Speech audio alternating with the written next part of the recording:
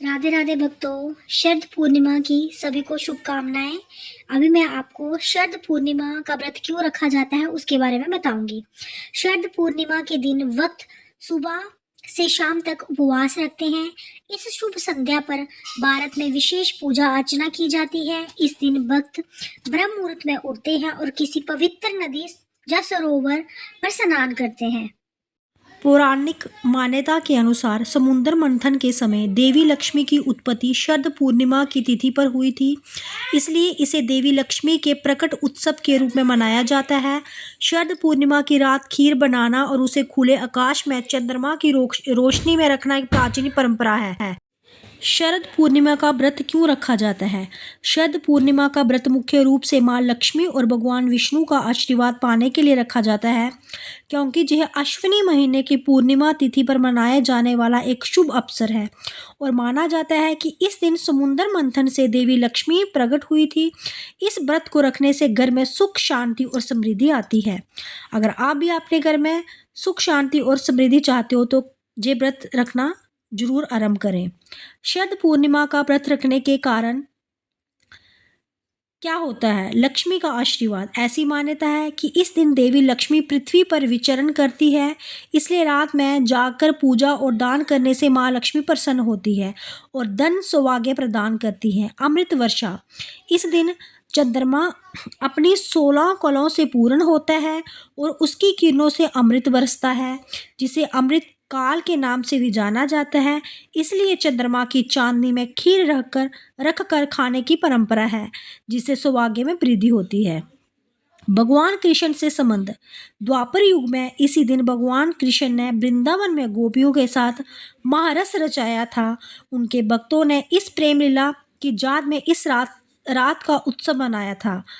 आज भी वृंदावन में जो निधि वन है, वहाँ पर श्री कृष्ण भगवान जी गोपियों के साथ रास लीला करते हैं, तो वहाँ पे बहुत सारे भक्त जाते हैं। दिन में वहाँ पे जाना शुभ माना जाता है, क्योंकि अगर रात में हम निधि वन के दर्शन करेंगे तो कहते हैं कि उनको लाभ नहीं होता है, तो इसलिए हमें निधि वन में दिन में ही जाना चाहिए, रात को जाना वर्जित माना है वहाँ पे। सुख और समृद्धि।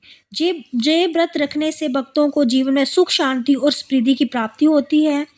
रोगों से मुक्ति। शरद पूर्णिमा की चांदनी में रखी खीर का सेवन करने से शरीर के पित्त का नाश होता है और आरोग्य की प्राप्ति होती है।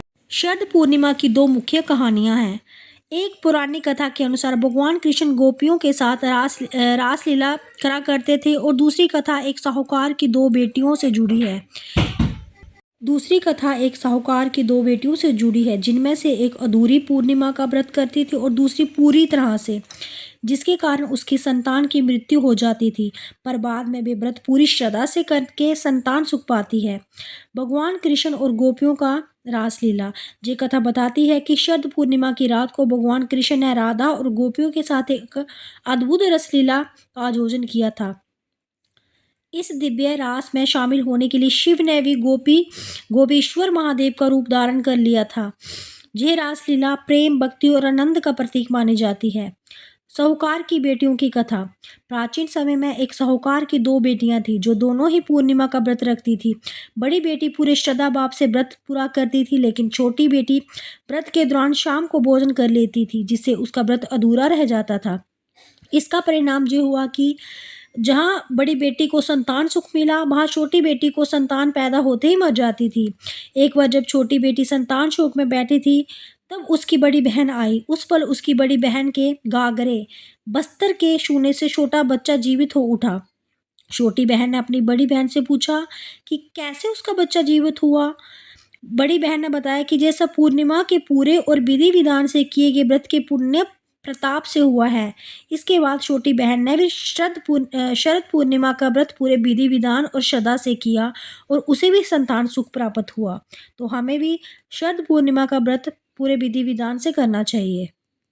शरद पूर्णिमा की रात चंद्रमा को अर्घ देना बेहद ही शुभ माना जाता है। इसके लिए एक कलश या लोटे में स्वच्छ जल भरें और उसमें थोड़ा कच्चा दूध, चावल, मिश्री, चंदन और सफ़ेद फूल डालें। स्नान करने के पश्चात स्वच्छ वस्त्र पहने और चंद्रोदय के बाद चंद्रमा की ओर मुख करके जल अर्पित करें। धीरे धीरे दार बनाते हुए चंद्रदेव को अर्घ चढ़ाएं। शरद पूर्णिमा 2025 की तिथि और समय।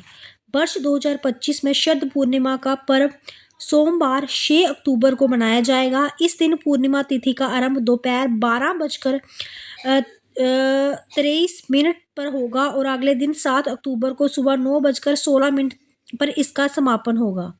शरद पूर्णिमा की विशेषता। कहा जाता है कि इस रात चंद्रमा की रोशनी में खीर रखने से भी अमृत तुल्य हो जाती है। मिट्टी के बर्तन में खीर बनाकर खुले आसमान के नीचे रखी जाती है और अगले दिन उसका सेवन करने से सेहत लाभ और सकारात्मक ऊर्जा मिलती है। यह परंपरा सिर्फ धार्मिक कारणों से नहीं बल्कि स्वास्थ्य दृष्टि से भी महत्वपूर्ण मानी जाती है।